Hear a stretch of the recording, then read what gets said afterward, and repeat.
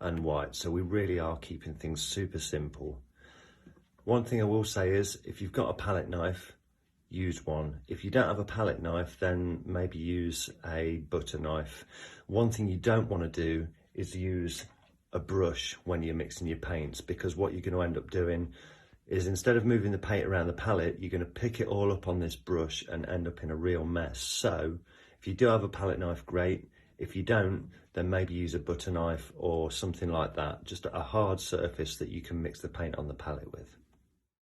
Okay, so what we're going to aim to do with this palette is mix up cool shadows and warm highlights. One of the nice things about that is that when you look at a piece or even a photograph that has cool shadows, and as it gets lighter and lighter, the colours get warmer and warmer, you find that it creates a nice depth in the piece, and we want to accentuate that. So we're going to start out, just take some ivory black, and remember, clean your knife off in between picking up colours just to keep them nice and separate. We're going to take a little bit of white and just create a soft, cool grey.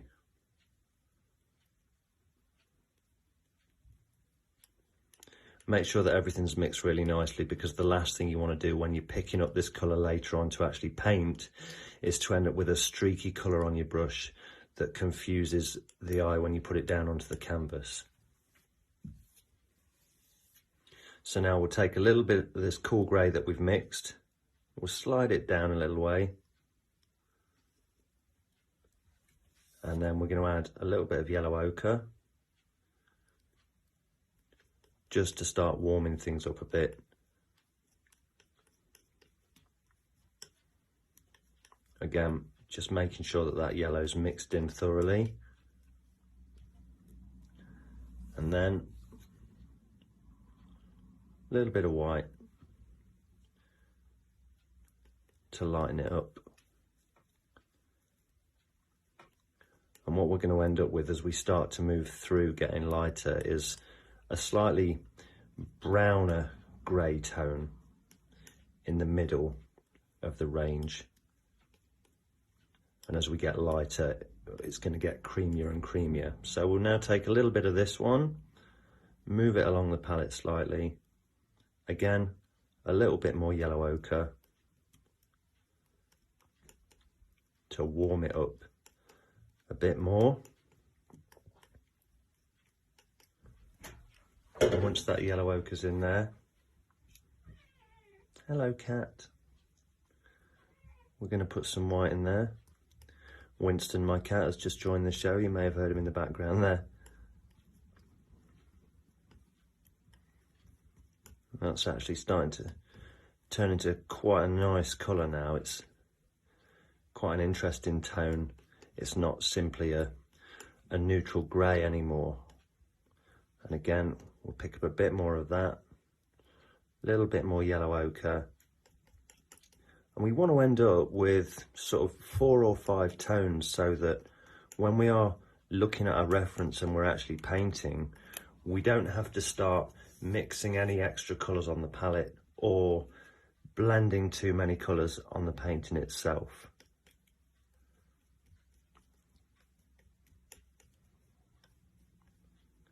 So it's getting a lot creamier now because of that yellow ochre. One of the most important things about creating a palette of colour that's cohesive, that works with itself, that I've certainly found useful, is after mixing that initial colour, making sure that we take from that to there, we take from that to there, and we take from that to there, because that way everything that we're doing is based off of this colour, and we're just changing it slightly as we go. So this last one, really quite warm now, and we're going to dump some white in there.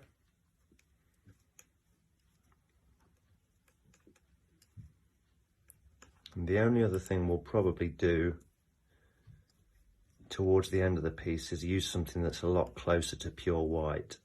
So I've got 5 nice tones there. I'll pull a little bit of this one out, pop it just here,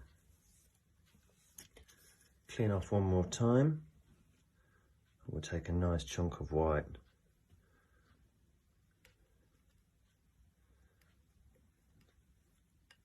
get a really nice light tone.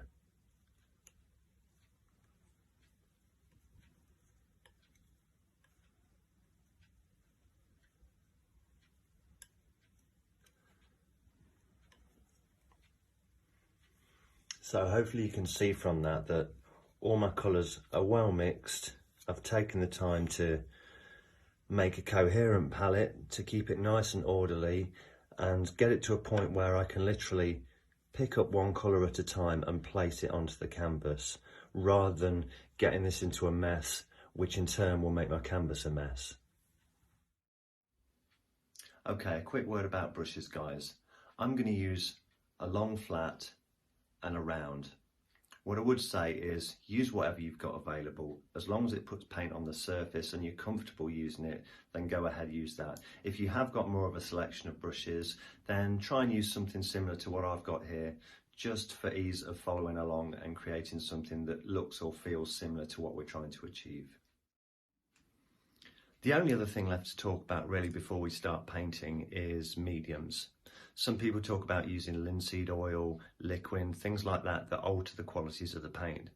For this demonstration, I'm not going to use any of those things. I'm simply using an odorless, thinner terp substitute, which I'm going to use to wash out my brushes and also to thin the paint here and there.